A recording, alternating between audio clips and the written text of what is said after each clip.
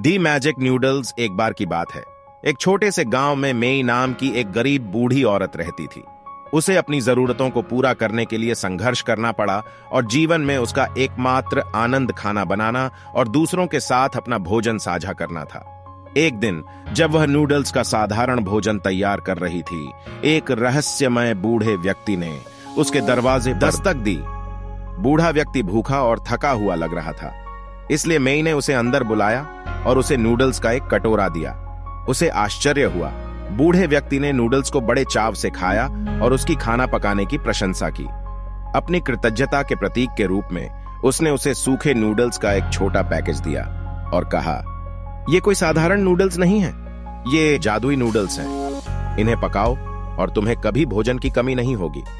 संशय में लेकिन आशान्वित होकर मेई ने बूढ़े व्यक्ति को धन्यवाद दिया और पैकेज को रख दिया।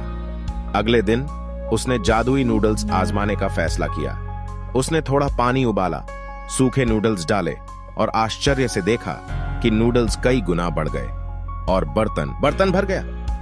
मेई को अपनी आंखों पर विश्वास नहीं हो रहा था। उसके पास प्रचुर मात्रा में स्वादिष्ट नूडल्स थे। मेई ने नूडल्स को अपने पड़ोसियों और दोस्तों के साथ साझा किया और जादुई नूडल्स के बारे में बात तेजी से फैल गई। गांव समृद्ध होने लगा क्योंकि लोग अब भूखे नहीं रहते थे। मेई की दयालुता और उदारता ने उसे सभी से सम्मान और प्रशंसा दिलाई।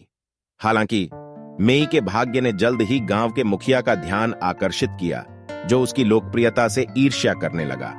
उसने मांग की कि मेई उसे जादुई नूडल्स का रहस्य बताए। जब उसने इनकार कर दिया तो उसने उसके दूर रहने के दौरान उसके घर से पैकेज चुराने का फैसला किया। ग्राम प्रधान ने पानी उबाला, सूखे नूडल्स डाले और जादू होने का इंतजार किया, लेकिन उन्हें निराशा हुई कि नूडल्स नहीं बढ़े। इसके बजाय वे वैसे ही बने रहे जैसे वे थे। क्रोधित और शर्मिंदा होकर उसने मेई का सामना किया और उस पर छल करने का आरोप लगाया। प्रमुख के गुस्से को देखकर मेई ने समझाया कि असली जादू नूडल्स में नहीं, बल्कि दूसरों को बांटने और उनकी देखभाल करने में है। उसने उससे कहा कि सच्ची खुशी देने से मिलती है, लेने से नहीं।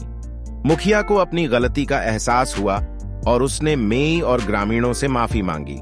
और इसलिए दी मैजिक नूडल्स की कहानी ने सभी को सिखाया कि जीवन में असली जादू भौतिक चीजों में नहीं है, बल्कि उस अच्छाई में है जिसे हम एक दूसरे के साथ साझा करते हैं।